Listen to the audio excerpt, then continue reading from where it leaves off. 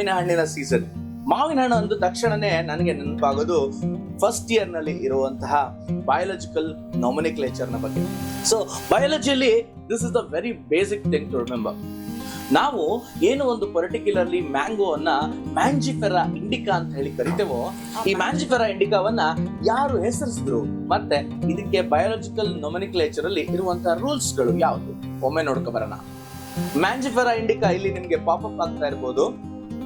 So Mangifera Indica so basically ಹೇಗೆ ಬರಿಬೇಕು, italics ನಲ್ಲಿ ಬರಿಬೇಕು. ಅಂದ್ರೆ ಟೈಪ್ ಮಾಡಬೇಕಾದ್ರೆ ನಾವು ಇಟಾಲಿಕ್ಸ್ ಅಲ್ಲಿ ಮಾಡಬೇಕು, ಕೈಲಿ ಬರಿಬೇಕಾದ್ರೆ ನಾವು ಅದನ್ನ ಅಂಡರ್ಲೈನ್ ಮಾಡಬೇಕು. ನಮ್ಗೆ ಇಟಾಲಿಕ್ಸ್ ಅಲ್ಲಿ ಬರಲಿಕ್ಕೆ ಆಗೋದಿಲ್ಲ ಅಲ್ವಾ.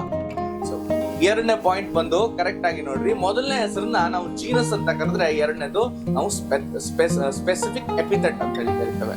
ಮೊದಲನೇದಕ್ಕೆ ಜೆನೆರಿಕ್ ನೇಮ್ ಅಂತ ಕೂಡ ಇದೆ.